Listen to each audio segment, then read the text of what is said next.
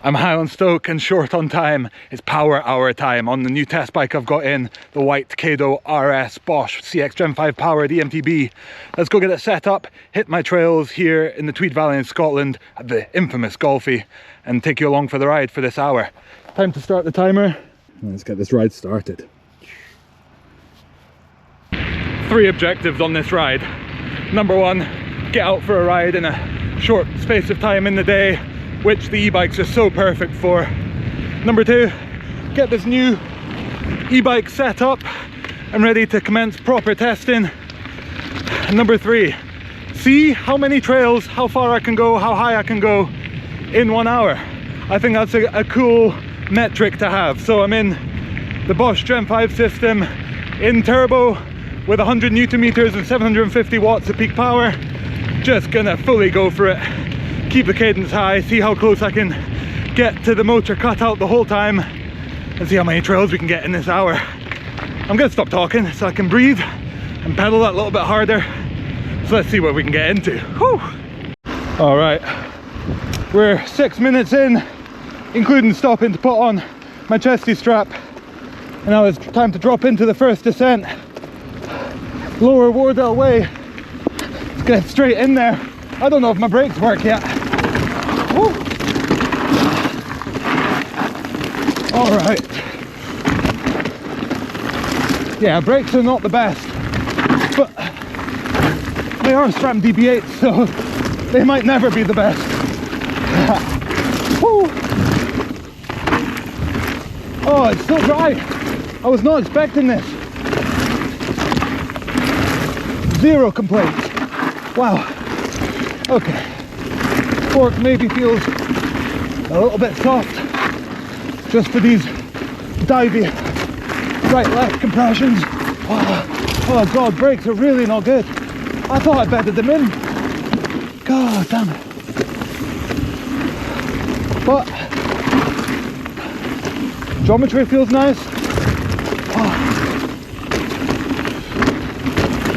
A little bit of a rattle, which I'm going to assume it's the battery. It has that familiar battery rattle sound, which is concerning out the gate, but woo, yeah, oh, I think we might get along. Not a bad little first descent. Oh, definitely a bike out the gate feeling fairly familiar. Like I say, brakes could be a bit better. Trail conditions, much drier than I expected, which is sick. All right, let's get up to the next one.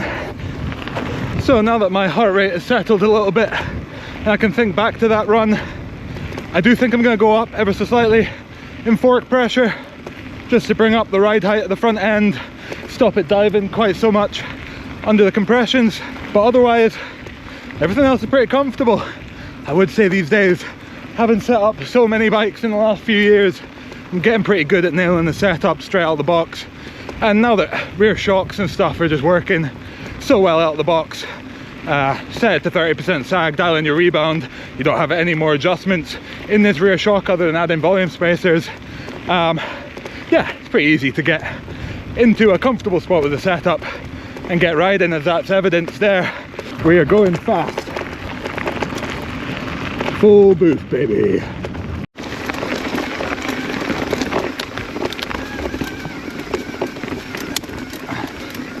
Absolutely flying along.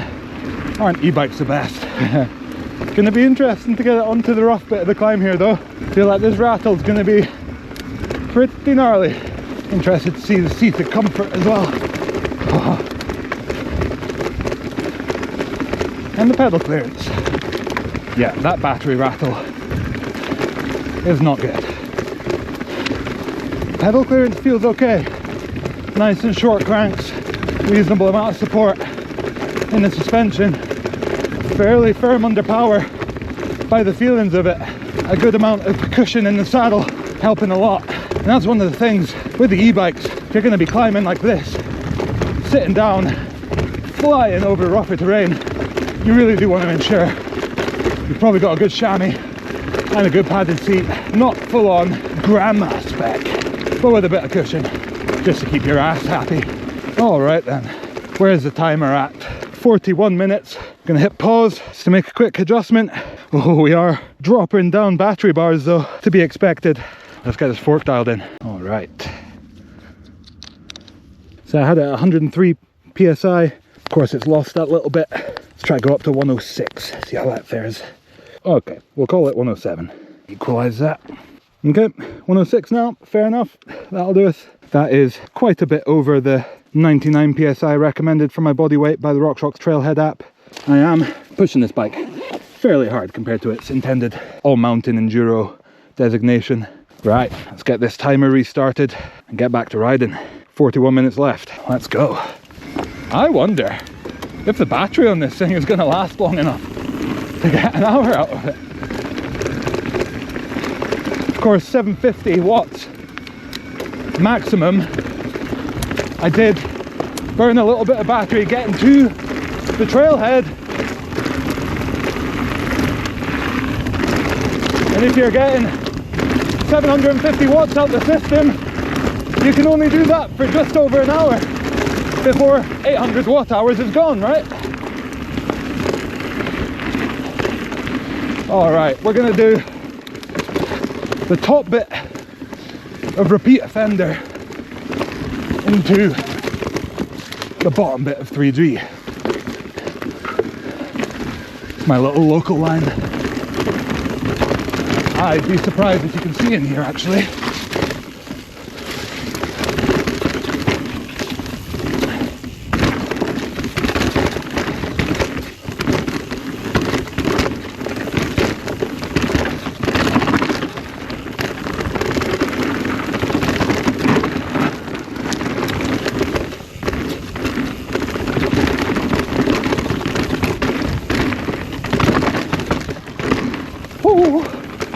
That drop to right-hander.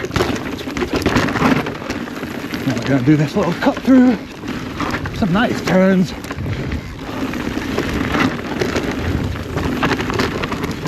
Stay up on the roots. Into 3G. Whoa. Okay. Whoa.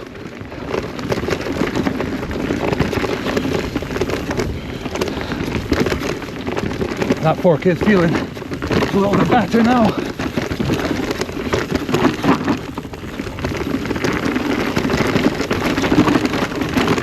The front brake, on the other hand, kind of pulling to the bar a bit, which is terrifying as we get into the steep bit on 3G here. God, it's just not slowing down all that good. Man, this is such a sick trail though.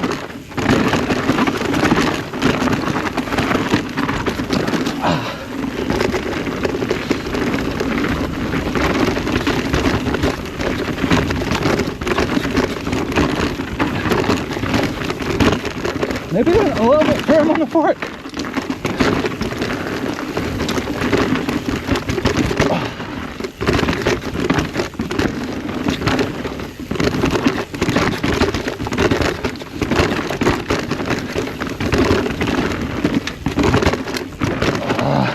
Or maybe it's just because I'm having to grip onto the DB8 brakes to save my life.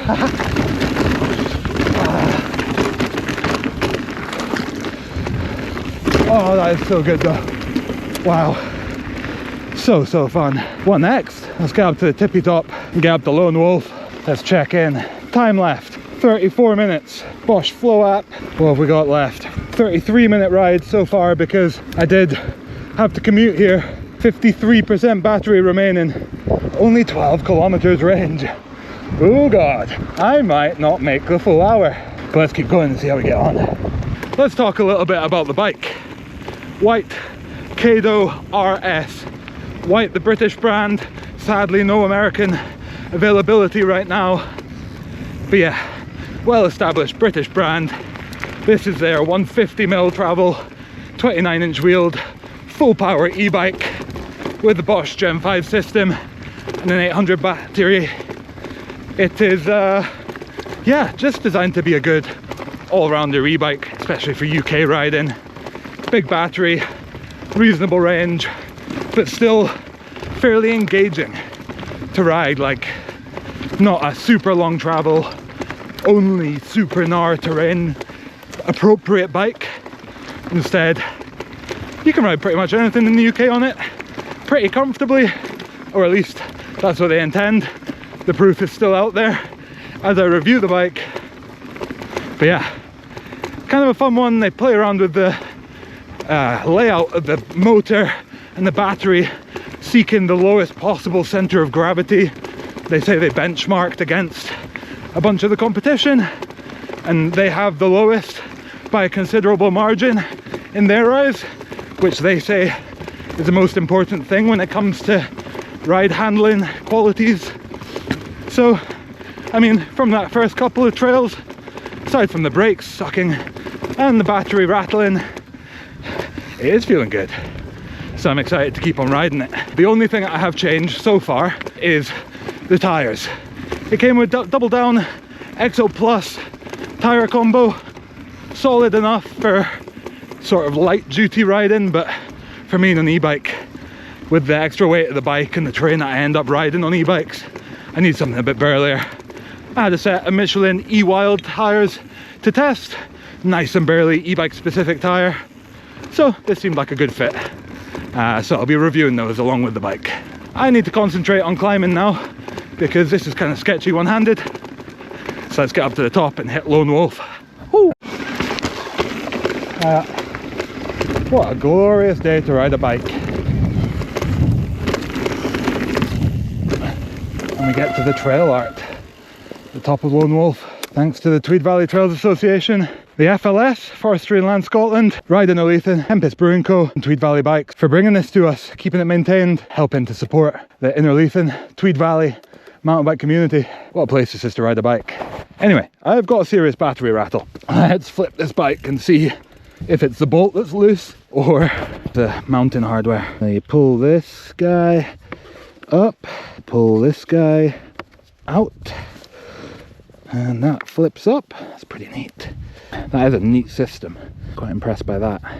Yeah, that's definitely tight. So it's the battery at the other end that's the problem. It's not good. What is not neat is the rattle also. That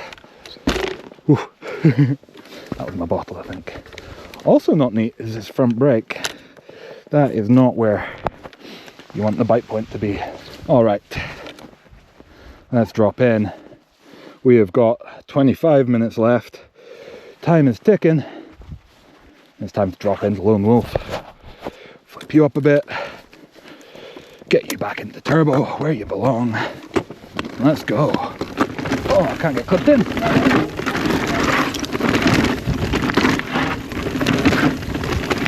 Oh, for the record, I'm still not clipped in.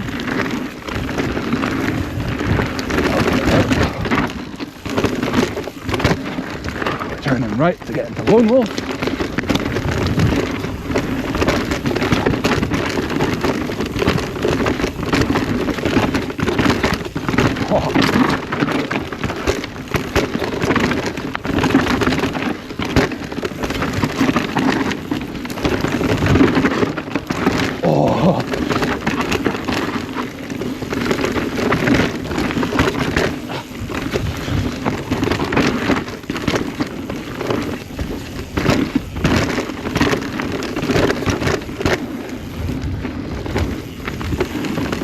Man, the conditions could not be any better, really. Dirt is really good. Maybe slightly greasy, but we'll take it.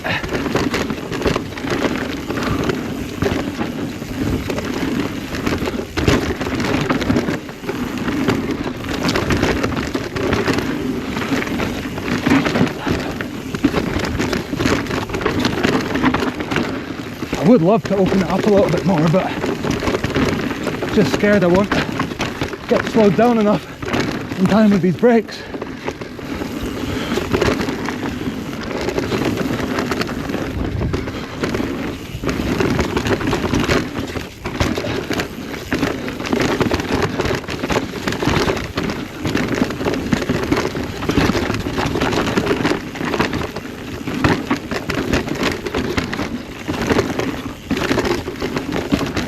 Yeah, you're right.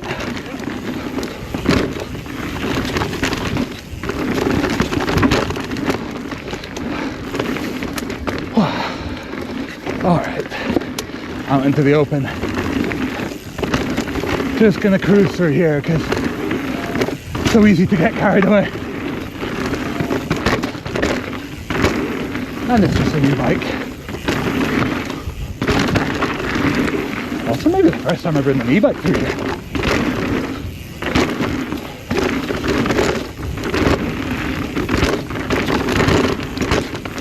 Oh.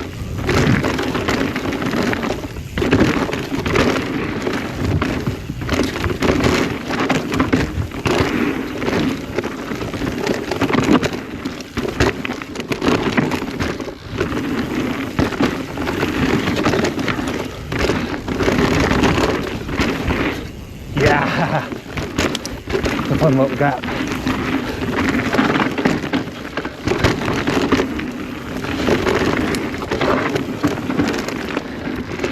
Ooh.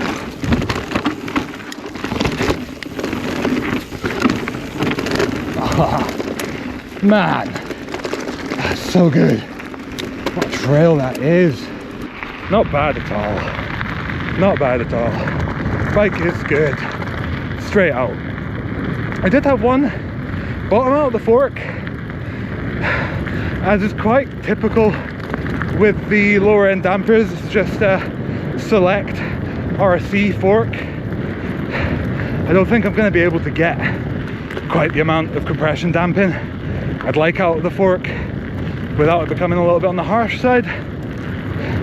So yeah, underdamped fork on the e-bike. If you're hitting a compression, I do just find that the weight of the bike, with the rider on top of it of course, just kind of pulls the bike into the fork travel, and it's just a little bit more likely to bottom out. So I think I'll be sticking an extra volume reducer in that fork at the end of this ride. But really, pretty good out the box. I shouldn't complain too much. It is a shame that these brakes just don't quite cut it for me. The amount of finger pulling strength I need to do to get the stopping power required does just become a little bit fatiguing on these longer, rougher trails. But they are just about doing enough to slow me down. The rest of the bike is feeling pretty good, pretty solid. I'm excited to keep on getting this thing dialed in. And we've got a jump coming off ahead, so I should probably stick it on my chest. Ooh, that felt good. The gas to flat, it's got to be done. Got 19 minutes left. Can I get 2 more in? Maybe not 2 full ones, but definitely 1 half lap and then 1 lap down to the bottom, I think. Let's give it a good go. Now, the classic flat white. Well, we got 15 minutes, 35% battery. Yeah, we can do this. Let's get down it.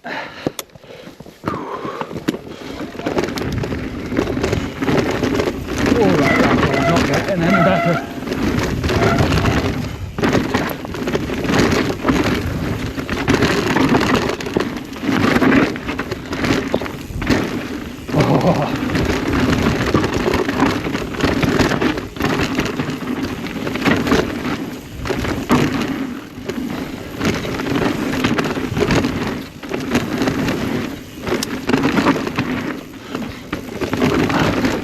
For a big heavy e-bike, makes remarkably light work with these tight corners.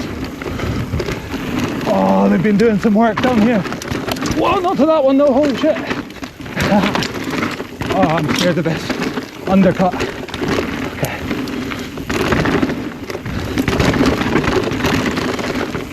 Oh, fresh turns. Whoa, whoa, whoa. That was almost me. God.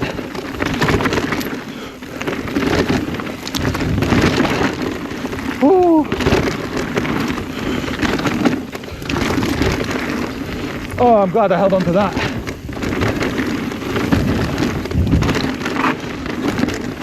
Oh, I just feel like I have to brake the whole time.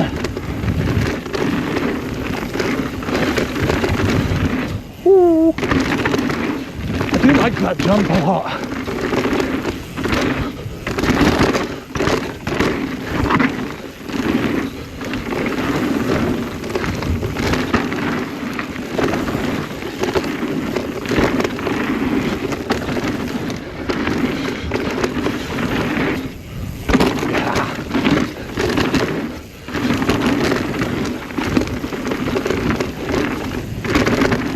Oh, Flat White, you are good. What's the time check? 13 minutes. Haven't had a drink of water yet. Oh, that was fun. Flat White, and it's had a bit of fresh work done on those turns. It's so good. Doesn't matter what bike you're on, really.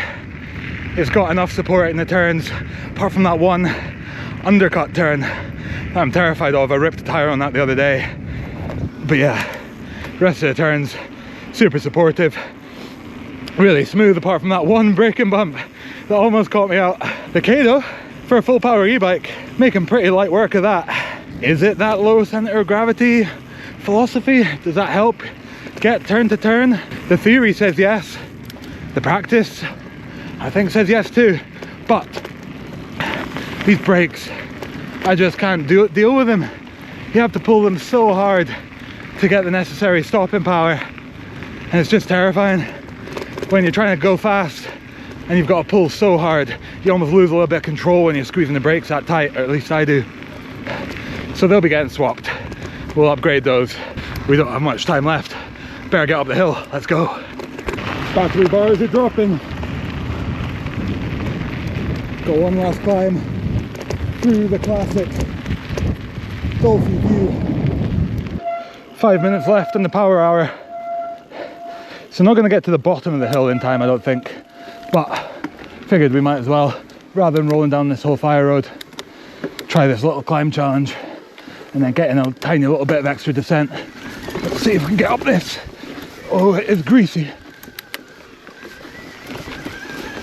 Oh, but the 100 Newton meters, making light work of that. I've never made that so easily. That's awesome. Oh, e-bikes are seriously fun things. And with this little cut through, you get onto the second half of a trail called Mocker. I think it should say Mocka, but it's spelled wrong on Trail Forks. It's a good little fun bit of trail anyway. Don't know why people are cutting that corner. Oh, I've got no front brake. Shoot. Man, straight through to the bar. Woo. Oh god.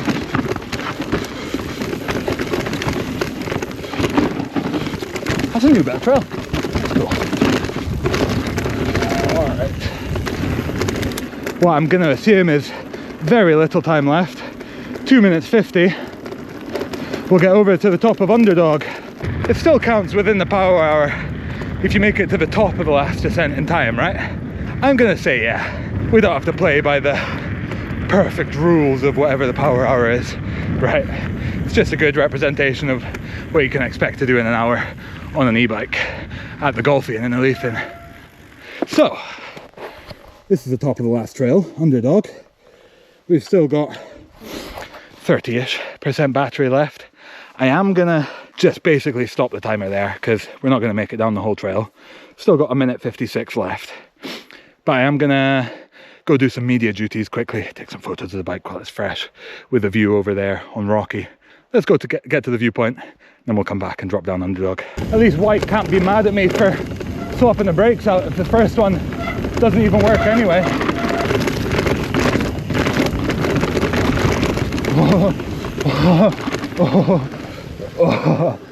Don't want to only back brake through that. It is pretty around here. Should do nicely. Turn off the motor so it doesn't boost itself off the hill. Oh, that's my face. Nice and low.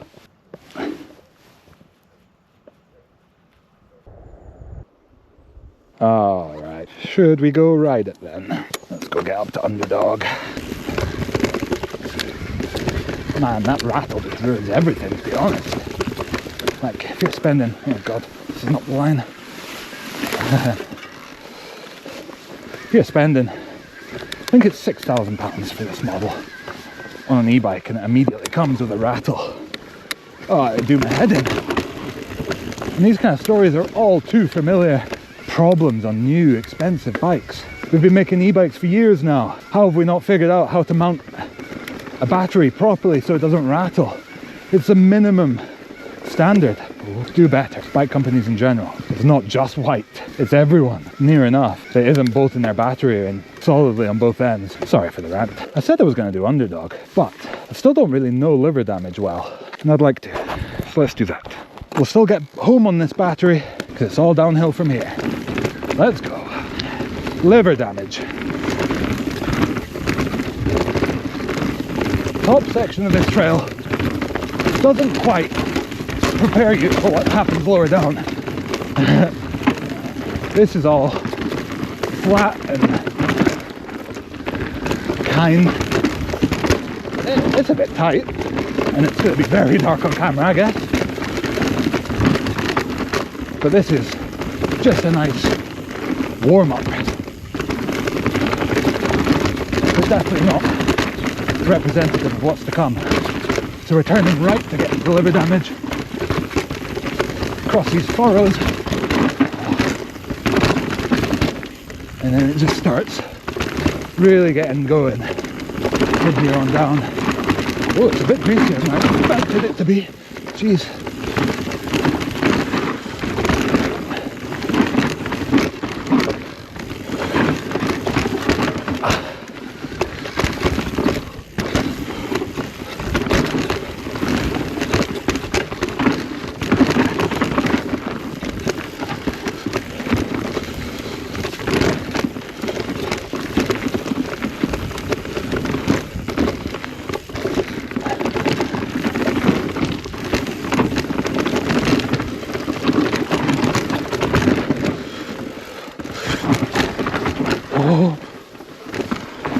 I was struggling to slow the ship down there. Oh God, I just would love a little bit more braking power with less squeeze.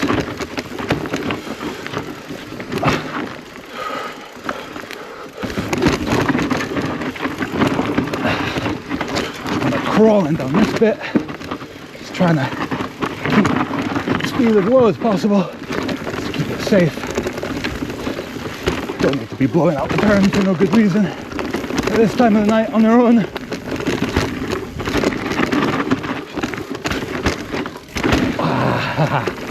Very good trail. Wow. Oh, it's a bit slippery down here. Oh. Man, I'm starting to ride so stiff. Now that my hands are feeling it.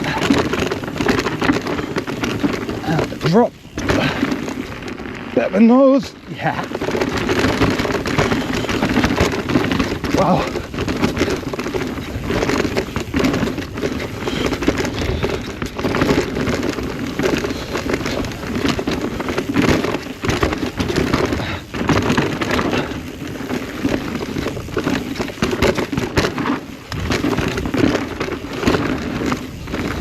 There we go.